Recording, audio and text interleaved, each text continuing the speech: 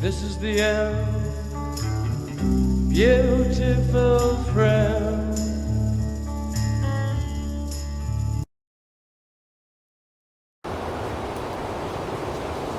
Y'all got to pardon the wind and all, but we got a heavy wind advisory. But I just wanted to show y'all what it would be like if you actually had to bug out to a place like this.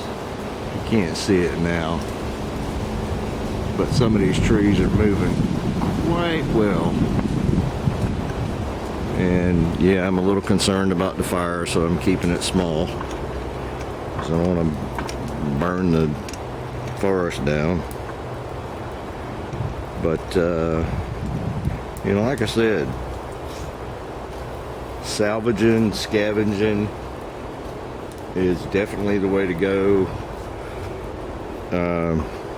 I built this wall over here. Let me get this stuff out of the way so you can see what it is. It's just basically a windbreak.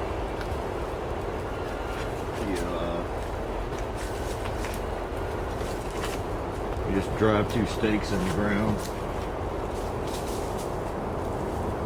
you know, as high as you want your wall. And then once you get them up top, you just, but these are just sitting in here. There's nothing to it. You just set them in there, and that takes care of a lot of the wind. I'm going to come up a little over waist high, and that'll go around the perimeter of the campsite. And you know, don't be afraid to use everything you got. You know, I know the bushcraft crowd says you shouldn't be using that. You know, that's not bushcraft. I don't care. I'm trying to build a nice camp, a place where I can hang out, a place where I could bug to if I had to.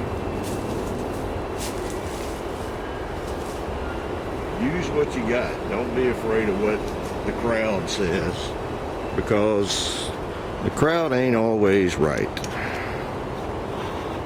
There's good tips out there. There's a lot of people out there. I do bushcraft, but I also do primitive and modern survival. I even got me a little hammock over there, you know.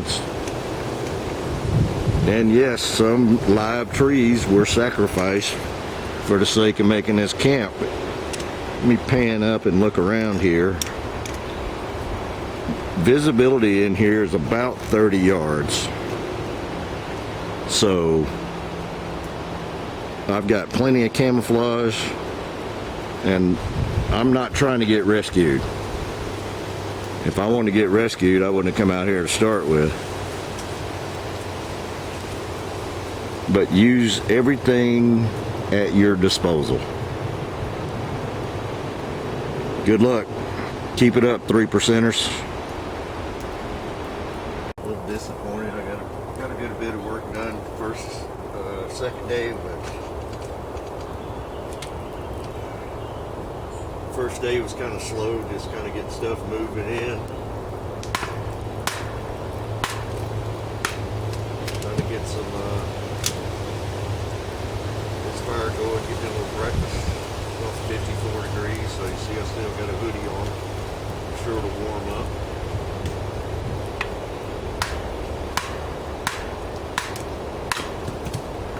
You know,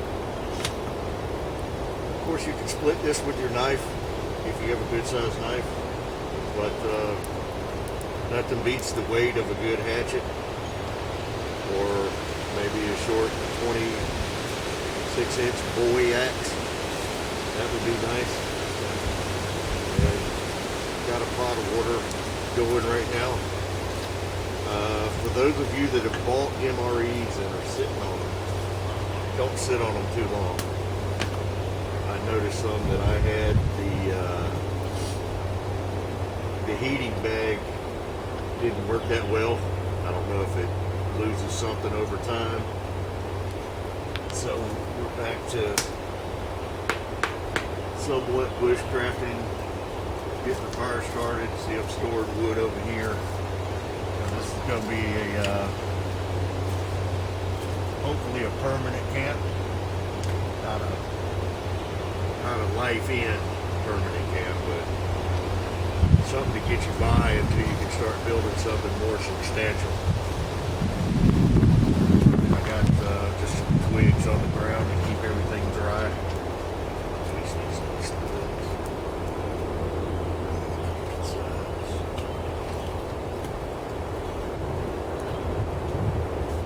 But as you can see, my hair is a little not ready to go to the prom, that's for sure.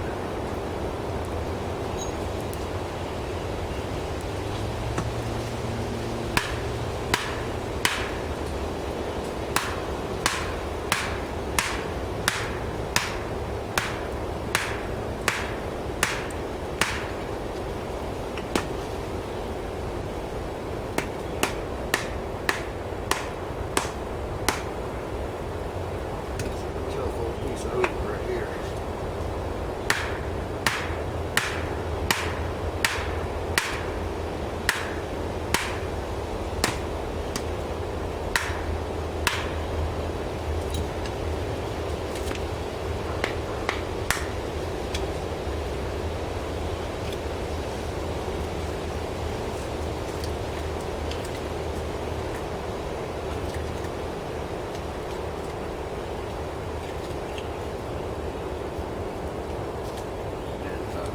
This time of year, last night,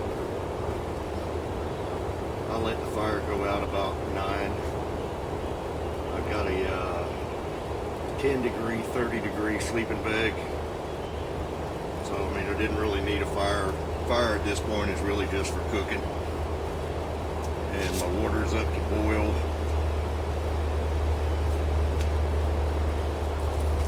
Oh, there we go. Let's do it.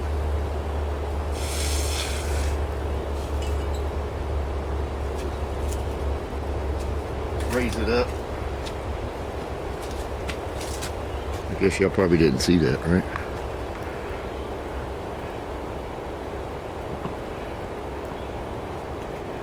You probably didn't get to see me spill the hot water in the fire. You know, if it can happen, it will definitely happen in the woods. That is 100% guaranteed. Little Murphy's Law there for you.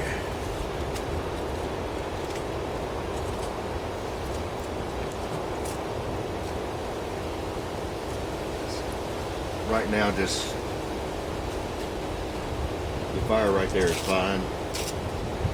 I'm just putting enough in right now to keep coals in there in case I want fire, if I want a hot lunch later or a cold lunch. I just eat an MRE out of the bag. I'm just trying to eat up all my MREs right now. I had some stuff in the freezer frozen. So what I did was brought the frozen stuff out in my cooler and had an MRE the first day. There's no sense in trying to thaw it out and eat it. Let it thaw out naturally in the cooler to last longer. And normally pretty good. First day you're full of energy and everything's going great. But that second day, you're gonna want a good meal just to lift your spirits, especially if you're out here alone. And if you got like-minded friends, definitely invite them out, because 2 heads are better than 1. 4 sets of hands are definitely useful. Wives, girlfriends, kids, they can strip bark. And, this is my little shelter here. It's just a pop-up tent with just a camo top on it. And here's the wall I've already started building, and it'll go all the way around. And then for the winter time, like I said, that fire right there is just for cooking. At some point, once I get the walls up, I'll move my tent is here just temporary till I get a full-on shelter built. And I've got a big 10 by 12 tarp over my head right now. That's why we're in the shade. And that water right there is hot enough to warm up whatever's in this MRE. I think it ought to be something tasty. Probably give me a flashback from the Marine Corps.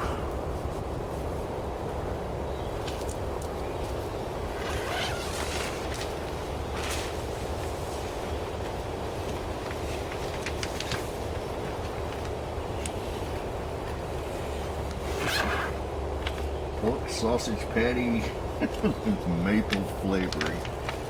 I bet that ought to be great.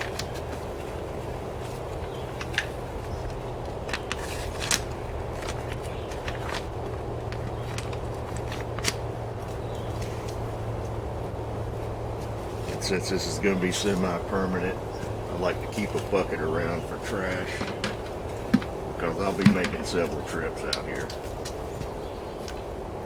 I don't want to leave a bunch of trash and try to keep things in some type of legitimate order.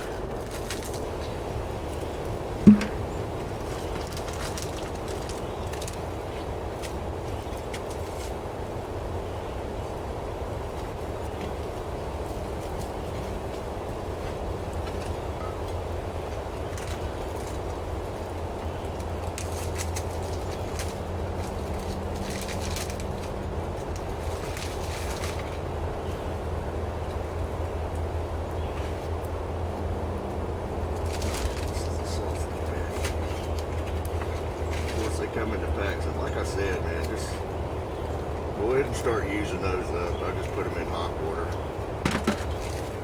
Now, if you need that other stuff for stoves, let's see what we got. Some maple muffin. That'll be a snack for later. Well, I could probably use that sugar now. Crackers, probably crackers and peanut butter. These spoons definitely come in handy, so if you don't need to use it, save it. Beverage bag I've never used. These are the heat bags I'm talking about. You put just a couple of ounces of water in them, and they're supposed to heat your food up. But like I said, the two I had earlier didn't get the food hot. Trail mix, those are usually pretty tasty.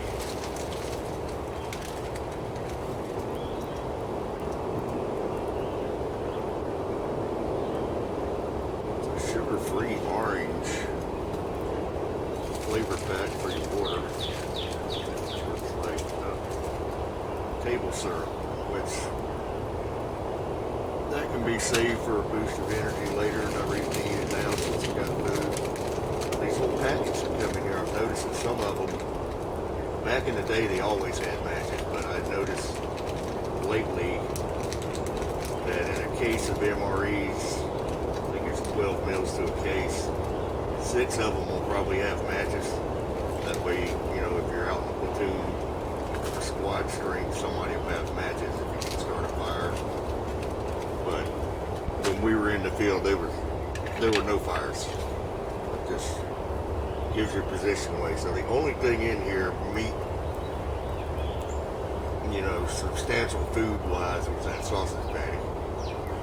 No potatoes, no rice. So if you need energy, eat the whole thing. It'll get you through for about, you know, depending on how hours you work, maybe 5 or 6 hours. If we were going out for 4 days, we usually took 8 meals. We really didn't have time to eat. I don't know how they do it these days. I'll just keep that up there, keep it warm. I'll work on some more wood. Keep working on this wall. Got to make some more stakes to hold the logs. But as far as I did mine, I did kind of a 4 foot by 4 foot because I wanted them a little high since this is going to be a little more permanent. I don't know if you can see the trees or you can see the shadows, but there's had a wind advisory last night. It was gusting up to 45, 50 miles an hour. And it's still quite breezy up here. But this land was clear cut from all the pines about 8 years ago, and there were hardly any pines. There's plenty of sweet gum and plenty of oaks, but as you can see, this place is just choked out. So it's going to require some thinning out, and probably what I'm going to do is stay away from the oaks, try to use the sweet gum for most of the construction. And firewood wise, you can burn sweet gum, that's fine, but it doesn't do anything for the deer population or anything like that. You can't eat those little balls, but leaving the oaks for the acorns, for the deer and the other animals to chew on, I definitely want to do that.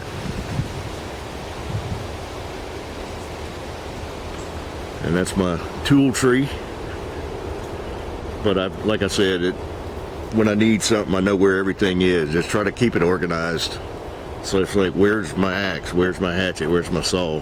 If you put things in the same spot every time, it's just like, it's like muscle memory with shooting and other things. You know where they are automatically. You just go grab them. But I'll get some more work done. By the time I'm finished with that, food will be ready. I don't think you guys need to see me eating or watching water boil, so I'll check back in later.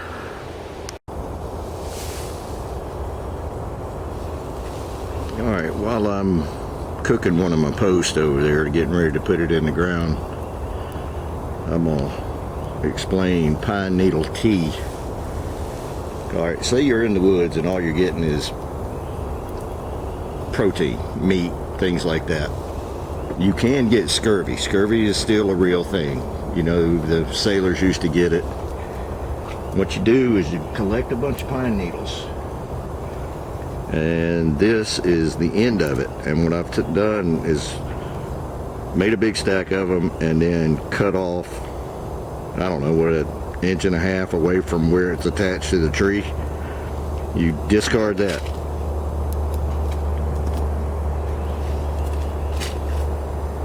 And then you take the tips and put them in a cup. You don't bring it to a boil, you just get it warm, where if you can feel steam coming off of it, you're probably in good shape. And then strain that with a bandana, t-shirt, or whatever you got, and then you can drink that. And it's supposed to prevent scurvy, it's full of vitamin C, that kind of stuff. And if I get sick as a dog, y'all will be the first to know. But I didn't put it above the fire, I just put it right next to the fire, so you can see as I zoom in slowly. But that's all that there is to it, and it supposedly has tons of vitamin C in it, so we'll see. I haven't checked my crawfish traps. It's been about 24 hours. I probably should go and check those. And some of these dehydrated meals are fine, but one thing they do lack is meat, and I am a meat eater. I'm a hunter. It doesn't matter, rabbit, deer, wild hog, I'll eat it, provided it's cooked properly and I have a proper amount of seasonings. Pine needle tea. You don't want it to boil, you just want it to kind of steam, basically so you don't cook off all the vitamins. But as you can see, it's steaming pretty good, and all I've got here is a paper towel, but you can use a t-shirt or whatever, and you just pour it in there and let the water run into your cup.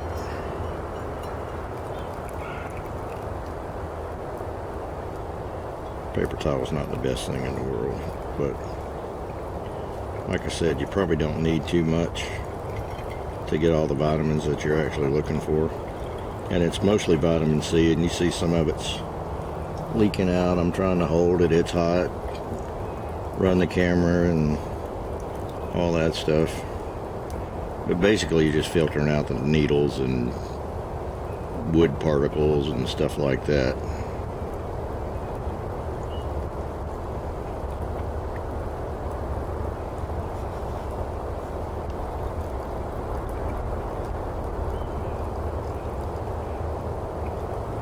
Alright, and then you're left with just the needles, which are good for that right there.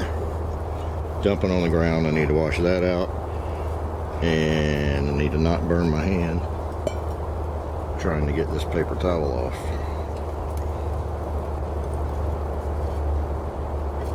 And then that's basically it. You got basically clear water that's supposed to be full of vitamin C, and it's pretty hot, so I'll wait to drink it.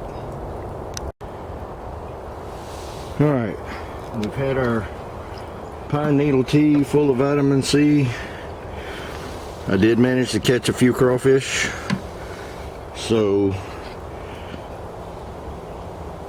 I'm new with crawfish. I love them, but as far as cooking them, I've got a learning curve. I know the water's got to boil for like 5 minutes, so that means I gotta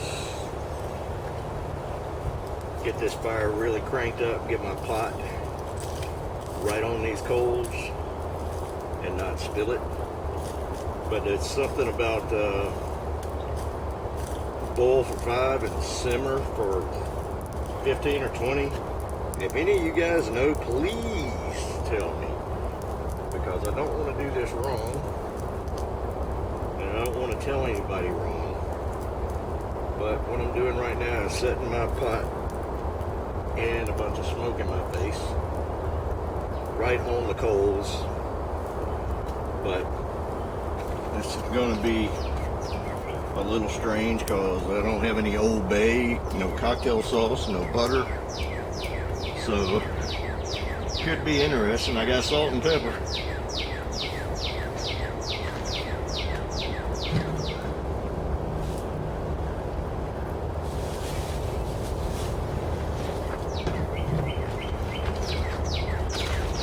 I did pack some seasonings.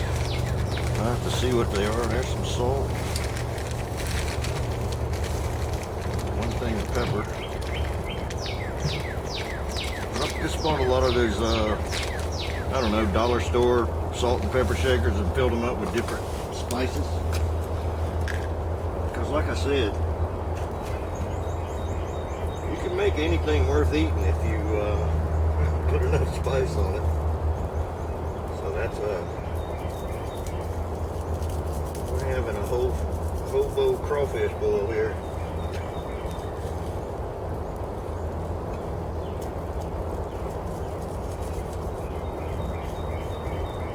Probably 2 packs of salt, one pack of pepper. I'm not Cajun, so don't worry about all of that.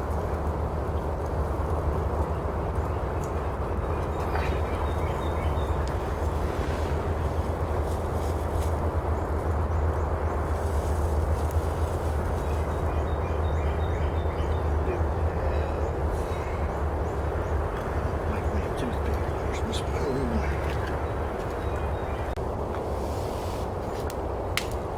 Alright, food's ready. It's like cheese, tortellini, and crawfish. Get this smoke out of my eyes.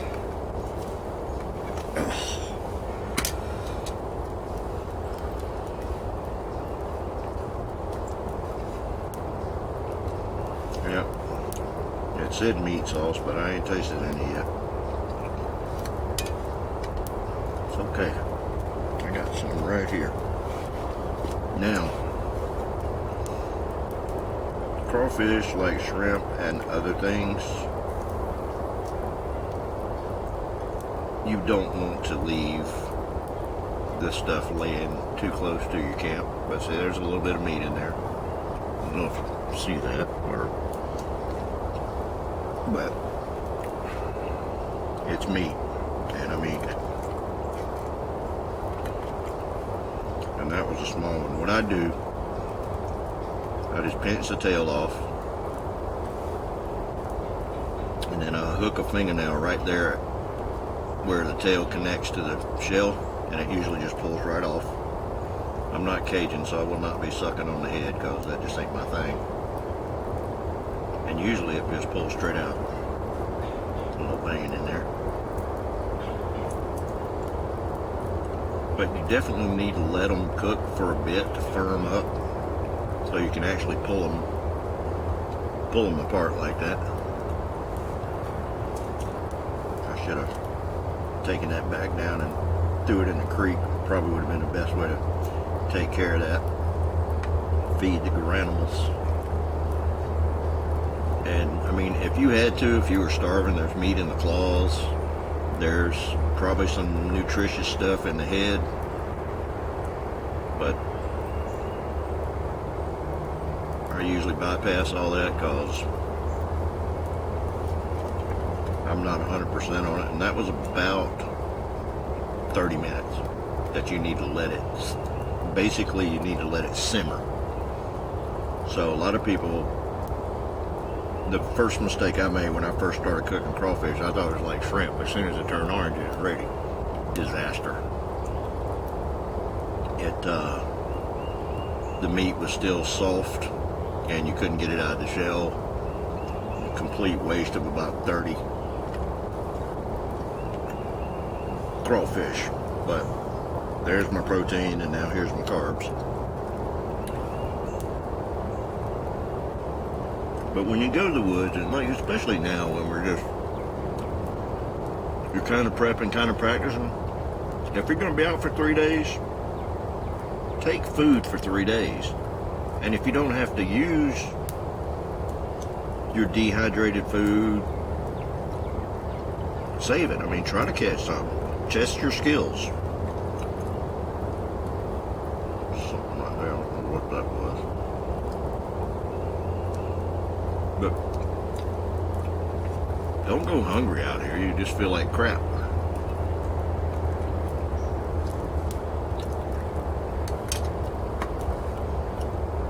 But, you know, just to let you guys know, I mean, I see a lot of people go out here and they're throwing steaks on the grill, and that's cool. But you should actually be prepared to catch something, or to fish, or like I do. I mean, I know the stream where I'm setting this little camp up has crawfish in it, and I had planned on catching some. I should have brought some seasoning, but I had about 12 in the traps, but only 4 of them were big enough to eat. There was actually a fish in there, but it looked like a baby carp, like a grass carp, and I got no interest in eating those. But when you pick your spot, make sure it has a little bit of everything. Fish, deer.